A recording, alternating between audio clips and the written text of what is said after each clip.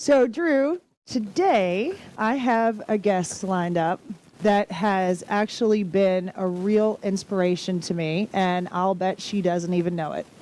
Well, I know that's very special when you say that, so this must be a very special guest, so I'm looking forward to that conversation. Yep. So, as many of our viewers know, I found the teachings of Joshua about, I don't know, nearly a year ago now.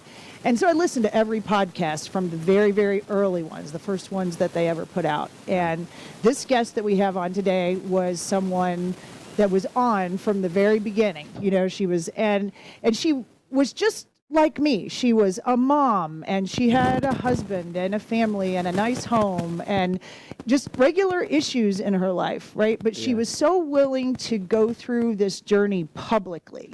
And everything that she talked about, I could relate to.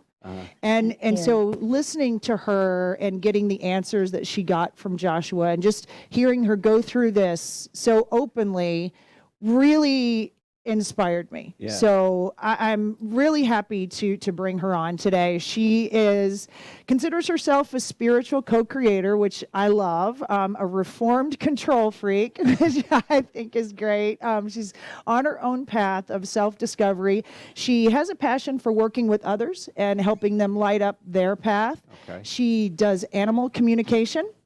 Very interested to hear more about Right. this. She is a channel, and she's also currently developing her own self-discovery course that will be available to those of us soon. We don't know when. Excellent. Excellent. So everybody, please help me welcome today to That CBD Show, my friend Wendy Pierce. Hi, Wendy. Hi, Wendy. Hi, guys. Thank you for having me. This is such a welcome. pleasure. Thank you. It's great to have you on, Wendy. So I want to start a little bit today with having you share with our viewers just a bit about your own personal spiritual journey, how you found your first teachers, and then what led you all the way to where you are now. Okay, sure. I've always kind of been a seeker of spiritual. I started off in my early 20s with Science of Mind and the Course of Miracles and kind of stumbled through that. And then I started having children, and I have 3 sons. So that kind of got put on hold, but always in the back of my mind, I would refer to the Course of Miracles or go to a Science of Mind class just to kind of regenerate myself. And then, got busy raising kids. I had a few businesses. I did interior design for many years. And all of a sudden, my children started growing up and moving out and going to college. And I found myself questioning, what's my purpose? What am I supposed to do now?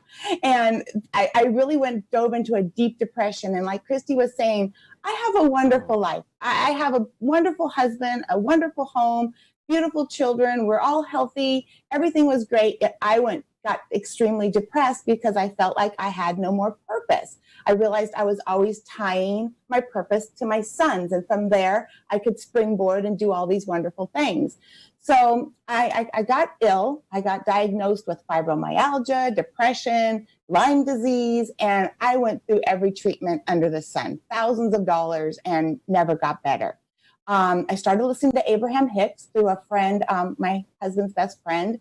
And, I listened to them and it was like, oh yeah, this is great. Yeah, I want to do that. But how? I never could figure out how to get into the vortex, how to raise my vibration. It sounded great, but how did I do that? So one day when I was feeling extremely ill, my husband's friend came over again and he said, hey, I want you to listen to this new guy I just found. It's Joshua. Gary Temple Bodley channels this group of non-physical beings called Joshua. I'm like, okay, great. I listened to one podcast and it was like, oh my gosh, this is what I've been looking for. So Gary would mention on these podcasts that he was doing this one-on-one teaching, but he didn't know how long he was going to do it. So, whatever. I jumped in. It was like, I know, Gary, you have to let me do this. I think it was like the third person to jump in. And I did the one-on-one for about a year. And that was life-changing. That, as Christy was saying, I worked through so many issues about, loss of love. That was my biggest thing, loss of love, losing the love of my children who I poured my life into and, making up these stories in my mind that I was going to lose their love. There was no reason for me to have these thoughts. But, as a mom, I was just going down this rabbit hole. And so that really helped a lot. And then, I been with Joshua since August of 2016, and just really worked through so many issues. And then when Gary brought forth the boot camp, I was the first person to sign up. I was like, oh my gosh, yes. And that was, as you guys know, that was life changing. I mean, my life had changed a lot, but just having those tools to process limiting beliefs as they pop up and understand that emotions are just emotions, just signals from my inner being saying, hey, you're off course here, and not beating myself up for going down those dark paths and exploring them. I, was able to work through a lot of illness issues and without medications. I don't take any medications, and it was life changing, and I'm forever grateful that I found that. And from there, I've found other teachers, but I'm always going to go back to Joshua. Right, fantastic. And when we talk about Abraham and Joshua, for those not watching, in a sequence of events of shows, that's channeled information, and that what that means is that there's non-physical information that these individuals can tap into. Abraham, well, all of us can, and I just wanted to kind of pepper that in to say that's how they operate or how they bring information in. Eventually we'll stop saying the word channeled, and it will just be commonplace that it will be our information that we receive, but that's their method of, for now, of receiving information and helping you to sort of, us to get to that other side, if you will. Right, of exactly. Yeah, and we'll be putting a link to that on our website, because it has been so helpful to so many of our friends and led us to meet Wendy. So Wendy, in doing the one-on-one and really following all the teachers, doing the work that you did, then doing the boot camp, do you feel like you have found your soul's purpose? That one thing I think that so many of us are seeking. What sort of developed out of this? Yeah, that's funny, because doing all the Joshua teachings, they're always telling us we're always, leaders and teachers. And like, no, I'm not. And I thought that for a long time. I really did. And what I've now realized is, I was hooked on the term teacher in a traditional form. Right. But I like to think of myself now as more of a way shower, showing other ways showing other people there's other ways to live your life. There's a new approach, looking at it, from a higher perspective, and not getting wrapped up in the negative emotions and processing limiting beliefs. So I mean, that was the biggest takeaway for me, is I can be a beacon, a light for other people that are seeking this type of information.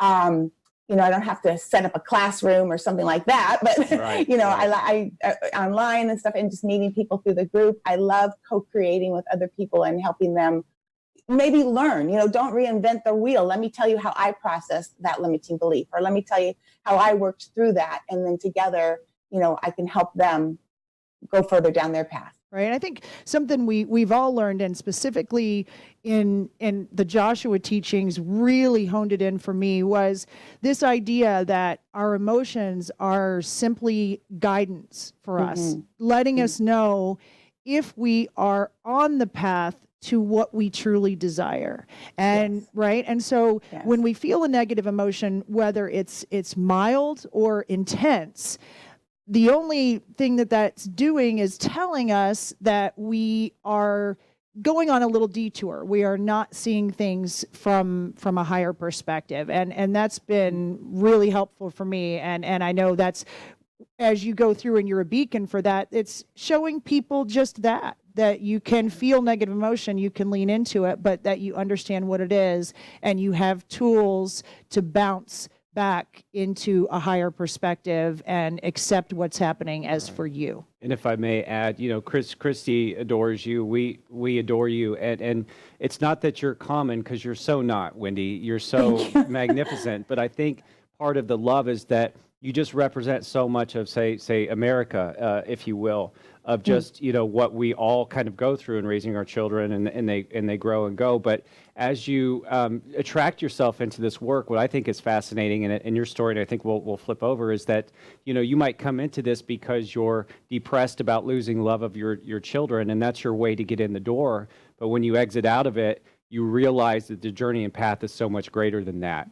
A lot of us come into things to try to fix them. I'm going to use law of attraction to, make more money, or I'm going to use law of attraction to help with my relationships. And then you come out of it not fixing that thing. You come out with such a greater foundation of just who you are, your connection, your soul's purpose, emotions, all of these things. And the journey becomes so much wider angled than what it was that we entered the party for. Right, exactly. So Wendy, when did you, something I'm really interested in is your ability to communicate with animals. I'm an animal lover. We have a horse, we have cats, we've always had dogs. We don't currently, but when did you discover your ability to do that? And after you tell us that, what's really been some of the most surprising things that have come from doing that with animals and people?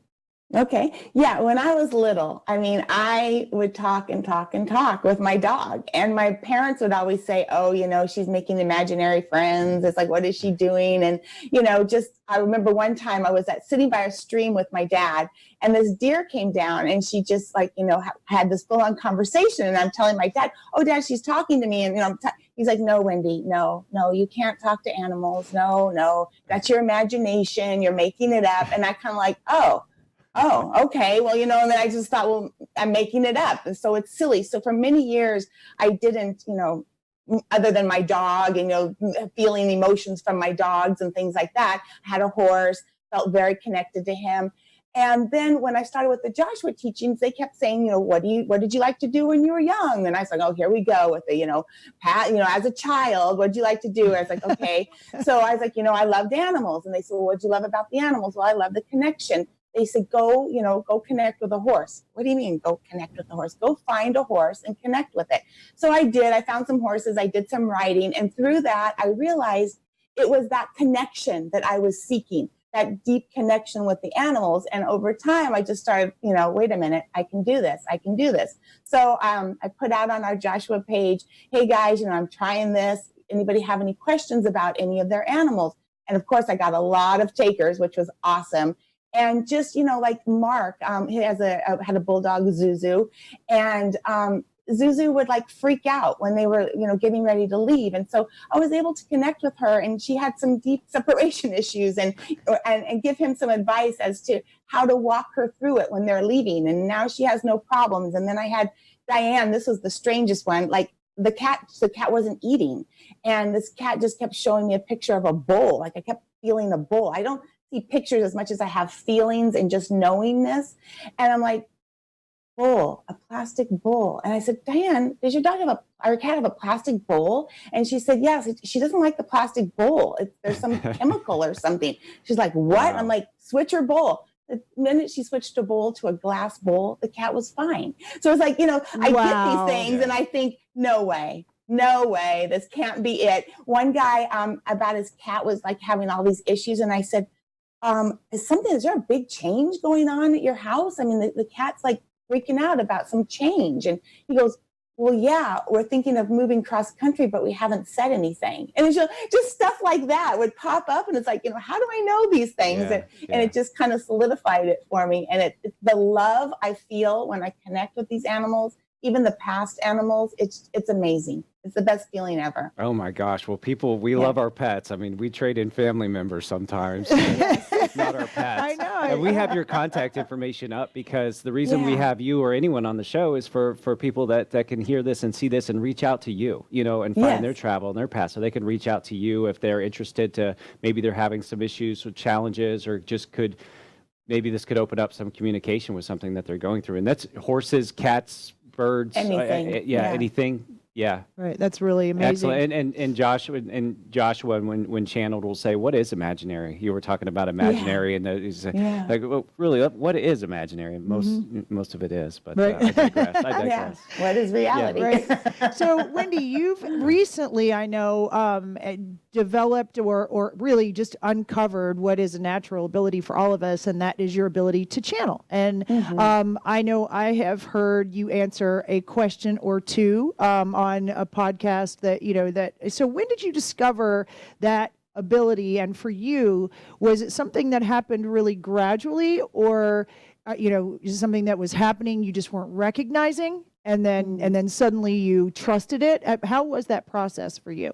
Yeah, basically that was it. I was doing it without realizing I was doing it, and I wasn't trusting it because it was like, who am I to, bring forth messages from the non-physical? Who am I to receive anything like that? And through Joshua, I learned that we all have this ability, and the more I practiced it and allow it to come through. Now, I mean, I go on the Joshua live calls and I'm going to ask a question and I get the answer. So it's like, Right. It happens to me all the time. Yeah. I was like, I can't even, really, I love listening because I enjoy the camaraderie, but it's just, getting in touch with that inner voice. And, somebody, I forget who said this, but it's like you ask yourself a question and that immediate response, that's the answer, but we'll poo-poo it and think, oh, that can't be right. It's like, am I having this reaction because I'm, being resistant? Yes. That first thing that pops in your head, that's your inner being connecting and trying to help you further down the path. So yeah, that's, and it sounds like your own thought. Yes. I think that's the interesting it's in your thing, own voice. because it sounds like everything you've ever thought in your whole life. So wow, that's a great idea, or that's a great answer. But you say, well, that's just me. I'm just reaching. But that is what it is. That's what it sounds like. It is your own voice, and I think that's that's really interesting. That's what trips people up. It's like, oh, that's just my thoughts. Well, what are your thoughts? Where are your thoughts coming from? And Joshua teaches that we don't manufacture thoughts, we attract thoughts. So if you're asking for an answer, you're attracting that answer automatically, immediately. You just have to allow that answer to come through and accept that answer as being, the truth for you in the moment. Right. And I think hearing you and some of your answers was really the catalyst for me to start to trust that in myself. It was definitely you. It wasn't Abraham. It wasn't Joshua. It was you. Because I can relate to you. Our lives are very similar, and we're similar people, and I could just always relate. So that was something that allowed me to just trust it in myself, was hearing you do it. So you're developing a course that I think you have a working title for called Mind Matters. So Mindset Matters. Mindset Matters. Okay. Yeah. So tell us a little bit about what that's going to be and when it's going to be available for us. Okay, so immediately when you say that, I have all these fears pop up. It's like there again. Who am I to do this class? But and it's been a long time coming, and I've just been processing a lot of fears and working through it. And basically, I chose the title Mindset Matters because your mindset matters, and I want to talk about matters of the mindset. So basically, it's to help people go down their path of self-discovery, to give them a few tools, and I talk about the different things that come up, the limiting beliefs, the resistance that we have, and how to process through that.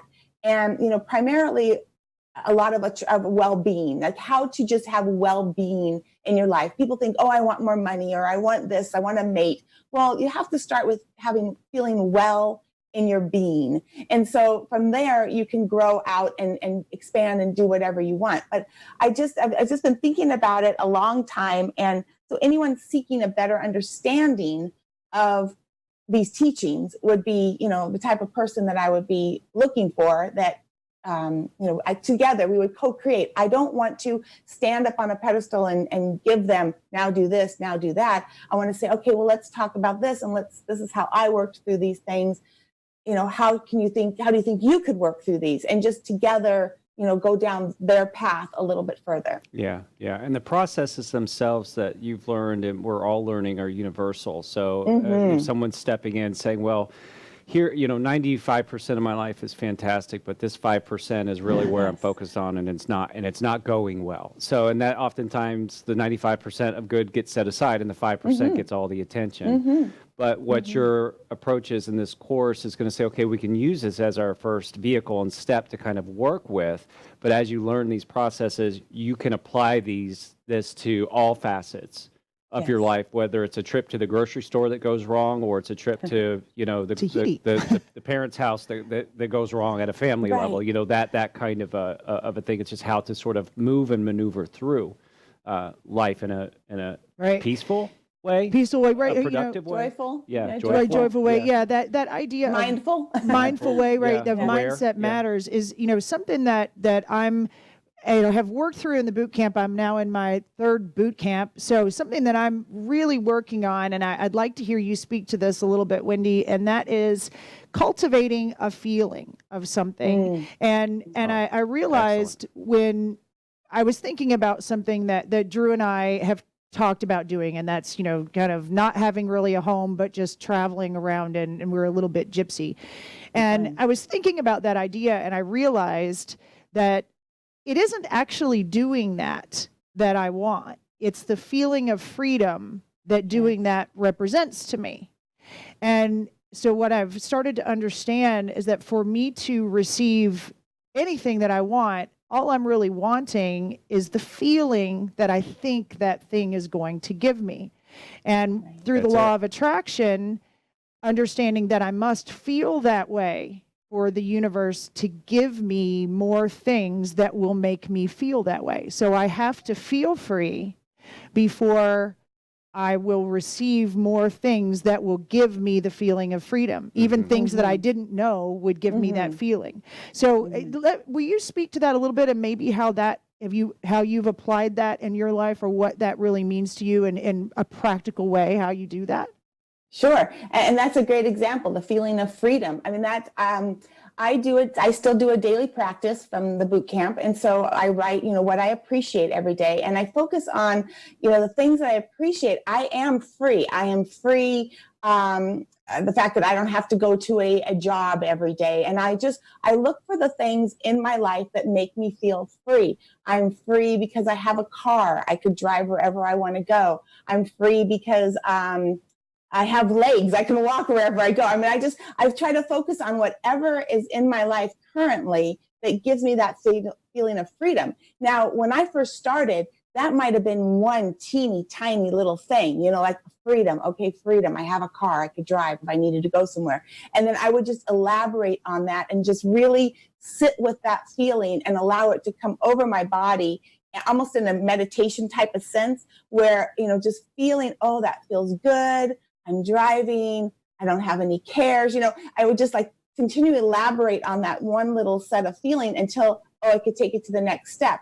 I feel free because I live, in a country where I can be free or whatever. I have freedom in the moment. I don't have to do anything in this moment because, I've completed my task for the day or whatever it may be. There's a lot of freedoms in our lives that we just take for granted. And to be more aware and mindful of those as you're going through your day. I'll never forget when I first started the Science of Mind, one of my girlfriends said, I was upset about something. She said, stay in the moment, stay exactly in the moment. I'm picking up my coffee cup. I'm drinking a drink of coffee. Oh, the coffee's going down my throat. It's warm.